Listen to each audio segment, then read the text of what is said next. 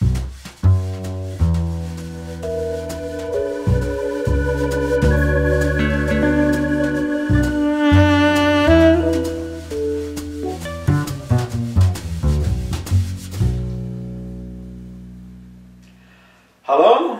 this is David McFadden speaking to you from my home in Toronto, and I am going to read to you from 3 of my recent books.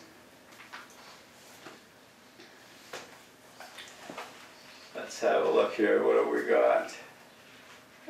Yes, number 47. This is a sonnet. The person writing these lines is very little. He literally is knee-high to a grasshopper, and marooned as he is in the big city, it's amazing that an ordinary person hasn't yet crushed him underfoot. Yes, I am so little it's amazing.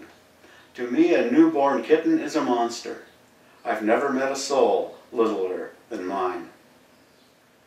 By little, I don't mean metaphorically, like disenfranchised or dirt poor in spirit.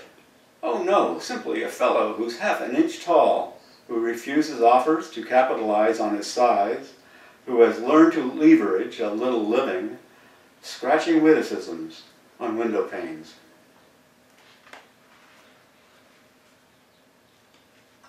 And let's see what we got over here. Yes. And the second sonnet goes like this. Be perfectly calm as the perfect sea, in the middle of a storm, or when it's still, as the honking of cars in a traffic jam, or the screeching of a streetcar turning home, in the screech owl middle of the night. Be calm, honey, when your heart is pounding. Be extra calm when the bombs are falling, or when soldiers are bashing down your door. Sometimes we need someone who will thrust a torch into the darkness of our mind, illuminating a calmness we never thought existed, though it's been that way forever. From the center of our being to the furthest reaches of nothingness, all is calm.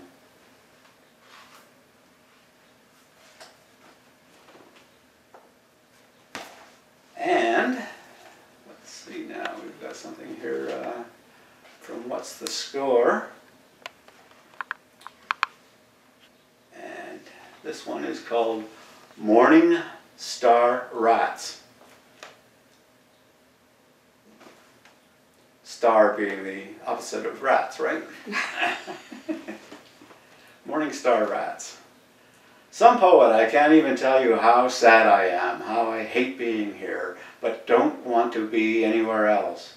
How I can feel eternity in my spine, but I've got the weariest headache, and my nose is full of dust because, well, never mind why because. Friends call at the wrong moment, and I snap at them, and then I call back in an hour to apologize. Evening approaches, and yet still we hear the morning star patiently calling. Who dares to care if everyone I know is planning to winter in Morocco? Strange the way it doesn't bother me that I'm stuck in Canada for the winter, though last-minute miracles aren't unknown. Geographical location lacks significance in the face of the dreams I've been having, the dreams of vultures circling overhead and trying to get into my window where I sit drinking tea and eating something with strange elation and total absence of fear. My body was eaten by dogs. I met her while walking in Egypt on the road to Oxyrhynchus, where the Ibycus papyrus was found.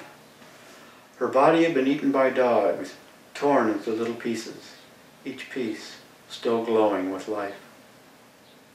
How I met her, I tripped on the road, then noticed the rock that caught my toe was a face, a large broken nose and a once smooth chin cracked and chipped. She looked up at me with hardened eyes, silently pleading to be picked up, and I wondered what it would be like to spend centuries without a workable body, life clinging to small fragments of petrified flesh, like reflections to pieces of shattered glass. And there she was lying like a rock, in the road, helpless, a living rock among all the other rocks, a living planet searching the heavens for signs of life. And finally, as I hesitated, wondering if I had time to waste on this, it was a curious situation, all right, but the landscape was loaded, overloaded, with equally curious situations, and I was in a hurry to reach the sea. And the strange black mouth opened, and I had a glimpse of the awful warmth of a life that is nothing else but warmth. My body, she said, was eaten by dogs. And her mouth slowly closed again, like a clam with a morsel to digest, and she continued staring up at me, as if I were the first person in 5,000 years to have noticed her lying on the road. And I picked her up and put her in my bag, and eventually brought her back to Canada. And now she is sitting on my bookshelf in my log cabin in Tuktoyaktuk, and every 9 minutes or so she opens her mouth to say, "My body was eaten by dogs." And her shrunken blue-gray eyes never close.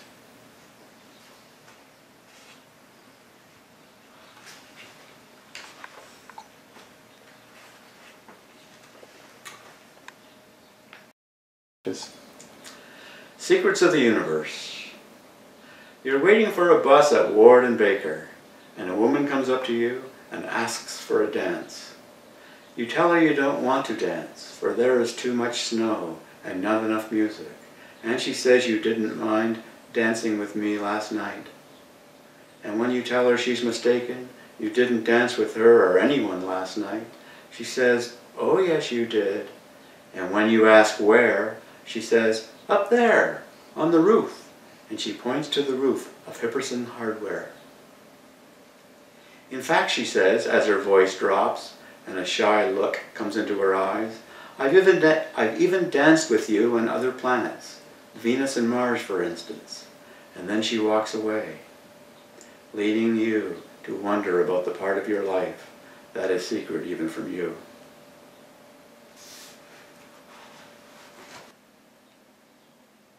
Okay.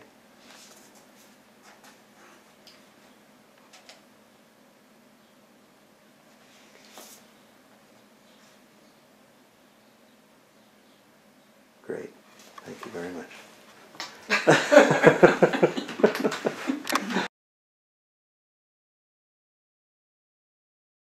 It's called Writing Practice. And there's 4 little items. The first is decide what you want to write the poem about. 2, try to understand what it is about that makes you want to write about it. 3, use this approach to know what you want to include in the poem. 4, try writing the poem.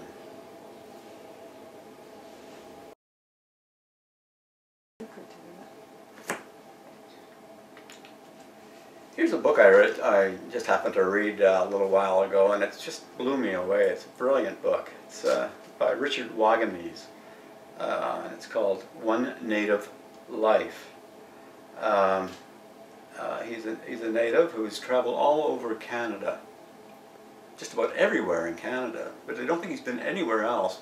And the book is just he's just going on and on about everything he can ever remember about his own life. It's just a brilliant book. I was just so taken by it that I just thought I want to tell you about it. Actually, if you just want to hold it up now. Okay.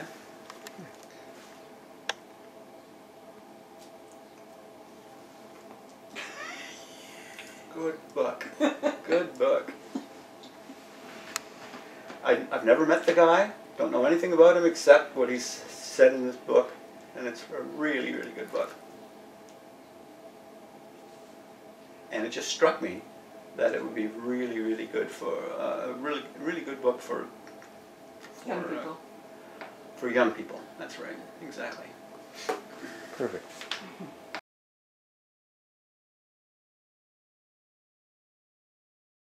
Well, I guess that's about it, kids. And thank you very much for, I hope you don't mind me calling you kids. Thank you very much for listening and paying attention. And I think I saw somebody just snoozing a little bit there in the back, but maybe not. Anyway, I hope you enjoyed my comments, and I hope you remember good old Richard Wagamese. Okay? Thank you very much, kids. Bye for now.